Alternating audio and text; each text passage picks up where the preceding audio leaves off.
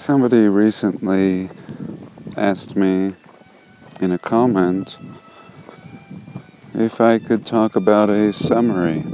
We have all these different parts and everybody adds their input.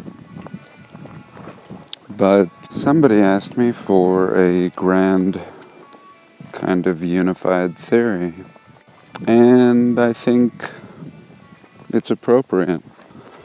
A lot of people are beginning to understand this concept and maybe jumped in at different points. And from what we understand, we have a clear false narrative. And what we can see is our timeline really beginning around the early 1800s. Now, give or take, but in this area.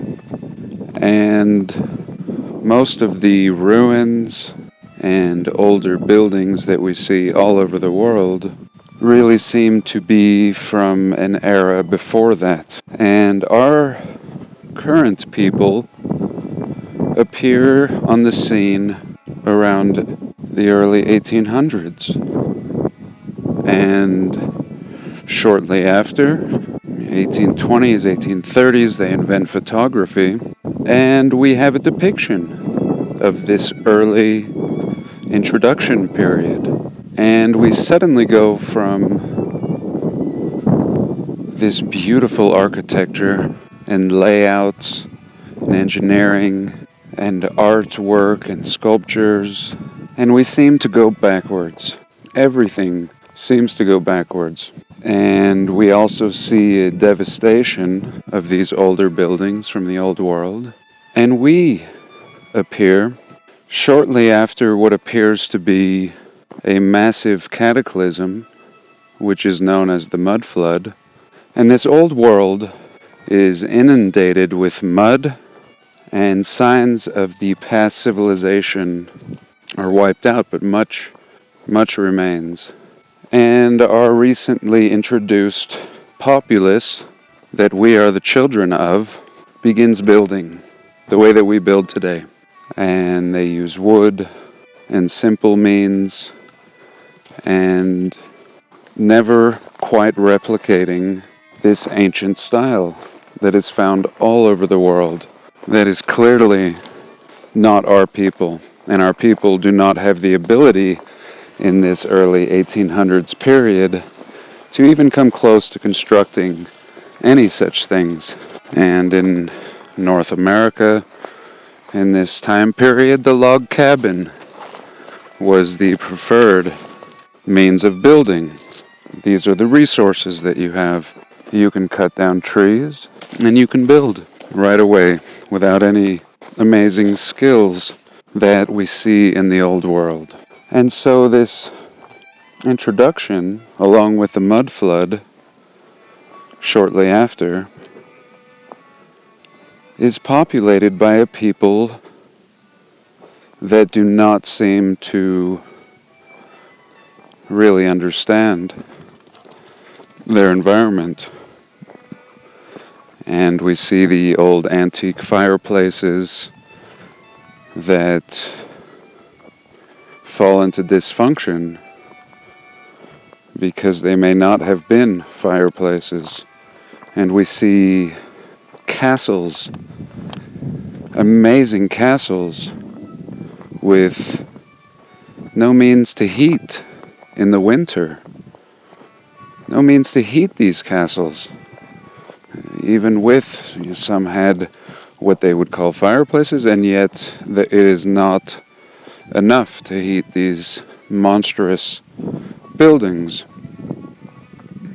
and almost become useless to the modern inhabitants. And this is what we see. We see a confused and awkward people living amongst the most amazing standing buildings. And yet, what are traces of an older civilization, and yet we have depictions of our people in horse and buggy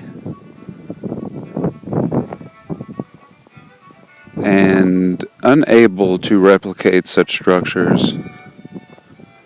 And yet this seems to be the beginning of our history, of our modern history. And we are told all kinds of stories, but yet during this period we have orphanages everywhere around the world. There is just orphanages like we've never seen to this day. Every city has orphanages, and they're shipping orphans from country to country. And this makes sense when you look at things with a new eye. Now, I won't say I know where these children were coming from, and the stories will tell us it was one country to another. But regardless, we see a populating of youth, and we also see a lot of hunger in this period and in the generations that would follow.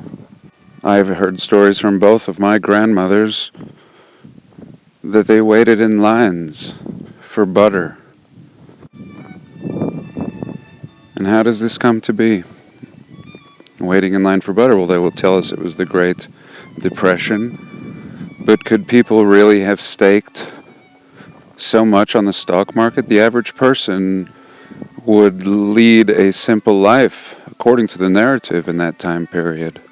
And a stock market crash would not affect the masses, to where the masses have to stand in line for butter and simple products like bread. Again, out of place people. Not a seasoned people, not even seasoned enough or having the ability to live self-sustainably, and certainly not able to replicate or have the means to build the structures we see all over the world. And by the 1950s, it appears as if things are what we would call somewhat normal, and perhaps the best scenario of the new structure that we've been given and the reality that has been imposed on us. And we go on living this false narrative and working and paying for land and housing and banking and interest and everything else. We're bled. And meanwhile, there are people in the world who hold the majority of all of the wealth. And some are just plain obvious, like royalty. Royalty, in this day and age, how is that even acceptable? And yet you have the families as well. And, most people know the names of these families that are also like royalty and the power that they have. And we also find that these buildings are not just buildings, after all. What it seems is that these are machines, out of commission, serving all kinds of purposes, from pyramids to monuments to spires on cathedrals. All of this is technology and machinery, out of commission, and often taken out of commission by our people. And it becomes very obvious when you look at it. The machines, a monument that we call monument in the center of a city square with 4 pillars on each side that are not lights. And this pattern, constant symmetry, and this pattern is what is like an antenna or just another purpose that we do not know yet. But it's the beginning to know that it is not what they tell us that it is. And these monuments everywhere are just absolutely ridiculous. And obelisks that are found all over the world, and all of these arrangements, and even including the very arrangements of our cities that we dwell in, and how these are old patterns.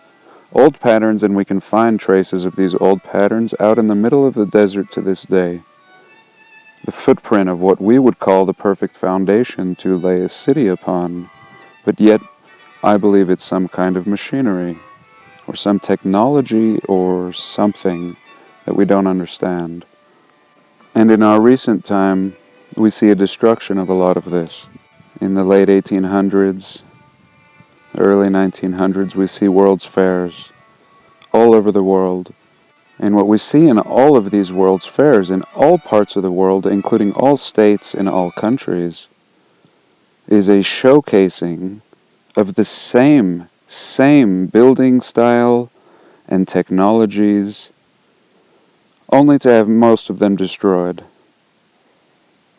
And what we see is this last showcasing and a false taking credit for everything that is seen, and then it's destroyed. And, some remains, but much has been destroyed. And it just doesn't make any sense why every country, and even in America, in North America, we see even small towns with small populations having, amazing temples and cathedrals and all the same style again. And I think it's clear that what we see is from the old world. And this brings me to the next point. And a commenter shared this information on the obelisk in the Vatican. And he said that the obelisk appears to have already been there, and that the narrative tells us that it was brought from Egypt by boat. And what kind of boat is going to take this obelisk across the Mediterranean? But regardless, the commenter suggested that it was already there. And this made the hair on my arm rise, because it reminded me of a time I'd visited Paris. And I found myself standing in front of an obelisk. And at the time I didn't even know the story that they tell us about Napoleon bringing this obelisk from Egypt. And there I found myself staring at this obelisk with Egyptian hieroglyphs. And this was long before I'd ever considered these kind of thoughts. And so I wanted to share these two obelisks. So now let's have a little look at this obelisk in St. Peter's Square. At the center of the square is an ancient Egyptian obelisk, erected at the current site in 1586. The open space which lies before the basilica was designed by Bernini from 1656 to 1667. Designed so that the greatest number of people could see the Pope giving his blessing, either from the middle of the facade of the church or from a window in the Vatican Palace. And we can have a little look at the square in 1909. Really amazing. And the massive obelisk in the center that was apparently transported from Egypt, built by an unknown pharaoh. At the center of the Ovato Tondo stands an uninscribed Egyptian obelisk of red granite, 84 feet tall, supported on bronze lions and surmounted by the Chigi arms in bronze. At the top sits a cross, and the obelisk was originally erected at Heliopolis, Egypt, by an unknown pharaoh. The Emperor Augustus had the obelisk moved to Julian Forum of Alexandria, where it stood until AD 37, when Caligula ordered the Forum demolished and the obelisk transferred to Rome. He had it placed on the Spina, which ran along the center of the Circus of Nero, where it would preside over Nero's countless brutal games of Christian executions. It was moved to its current site in 1586 by the engineer and architect Fontana, under the direction of the Pope. The engineering feat of re-erecting its vast weight was memorialized in a suite of engravings.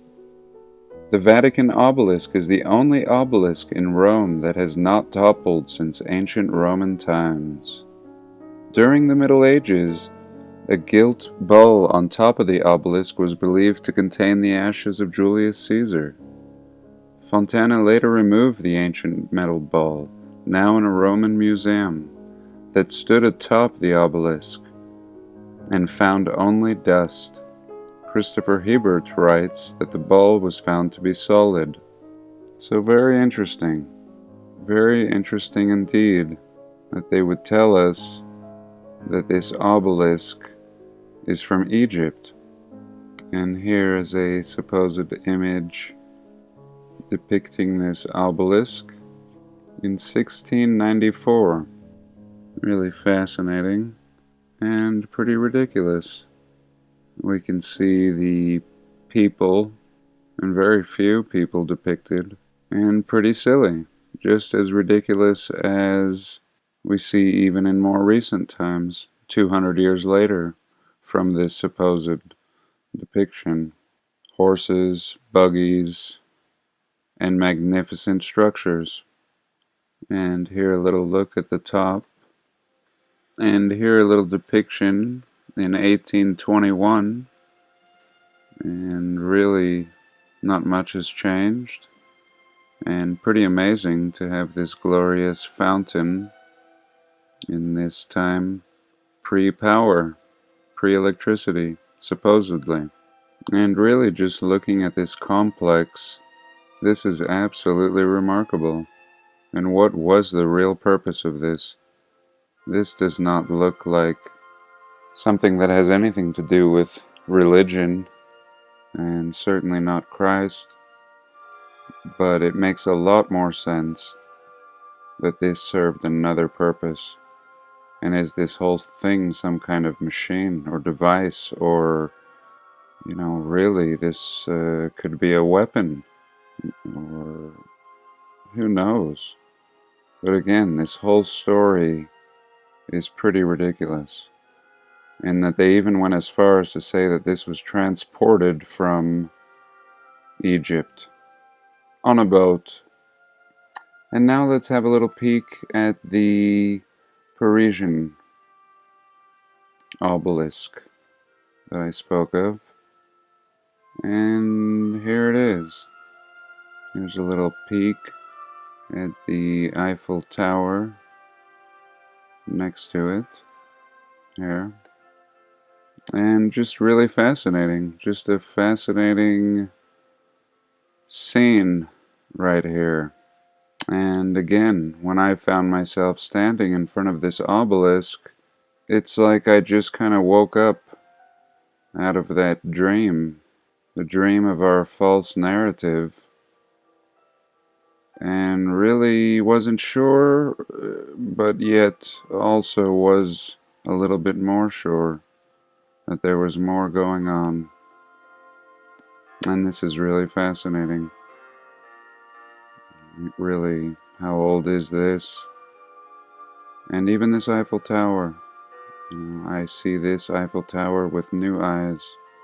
And also these light posts. Just really fascinating.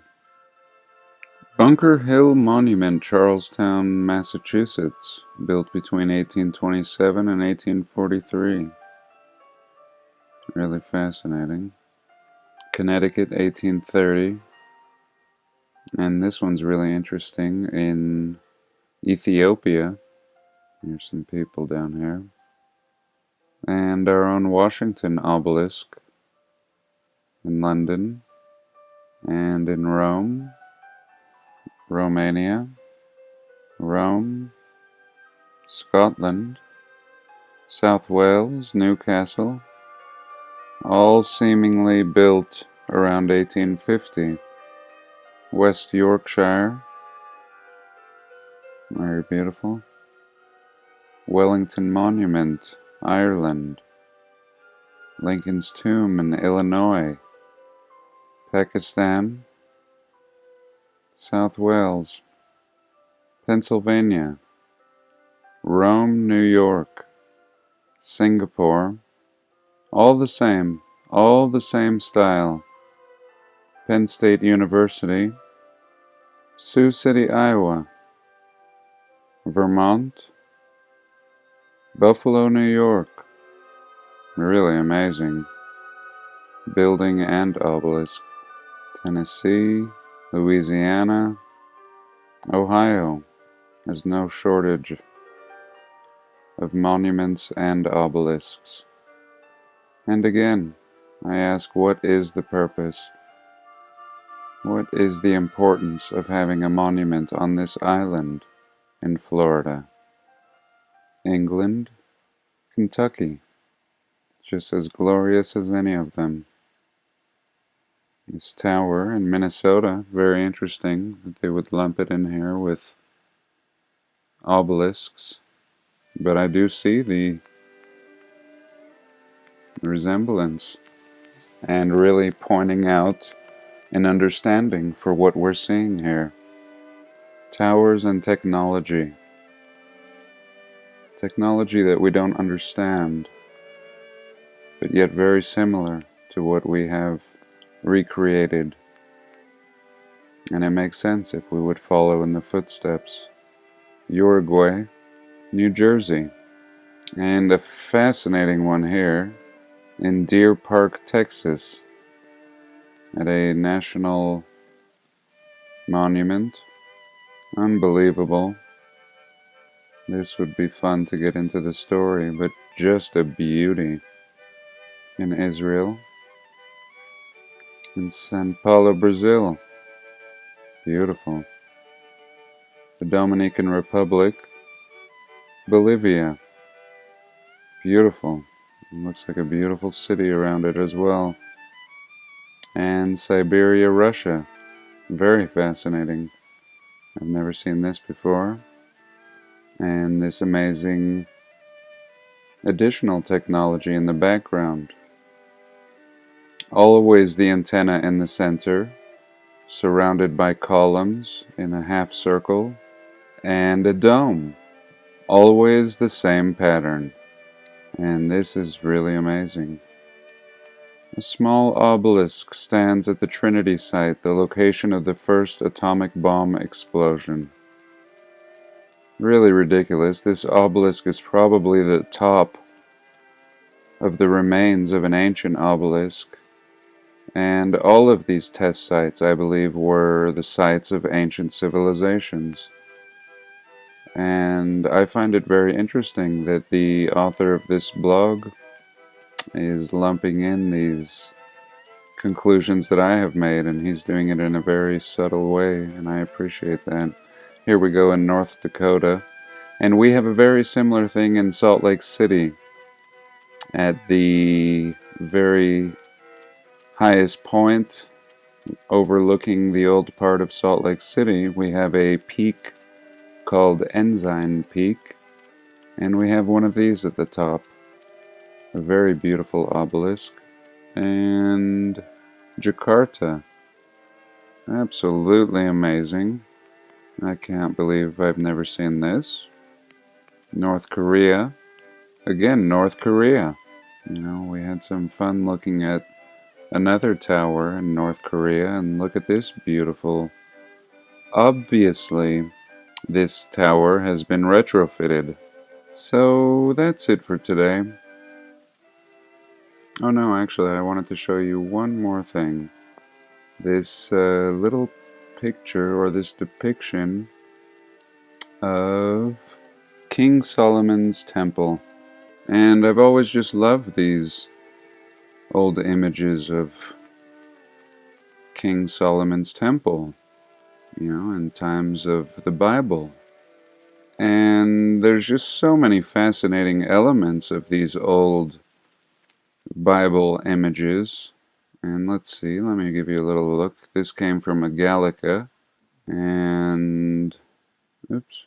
So, in any case, I'm not sure. This is 1700s, or it's a French book, La Galerie Agréable du Monde.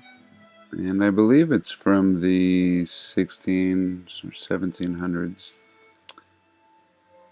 But regardless, we get these depictions. And yes, here we are. Back to our image of King Solomon's temple. And I'm just really blown away by these depictions and the accuracy and detail. And I'm also really questioning if the Bible era and the stories that they give us were not from a more recent time.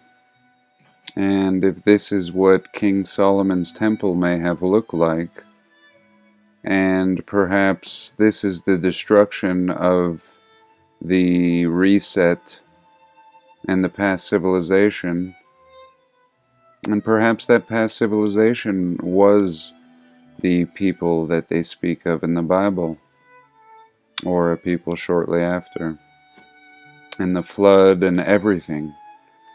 Simply a recent time, and simply 1,000 years added to our history.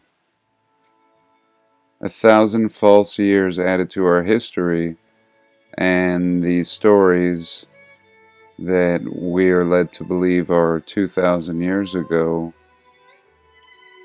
are as little as 1,000 years ago, or even 500 years ago. And as we and our great-grandfathers' fathers inherited a previous world. And when we look back here, we have castles and Solomon's temple. I mean, Solomon's temple is this architecture that we find all over the world. This Greco-Roman Tartarian style architecture. This old book really seems to depict that these biblical times were not what we think. And before the times of our Bible, which we consider the beginning of our time, well, there was another time. And there was a great people. And we are walking amongst their ruins. And our histories have made claim to their greatness. So that's it for today. I hope you enjoyed. And have a blessed day. Please like, comment, and subscribe.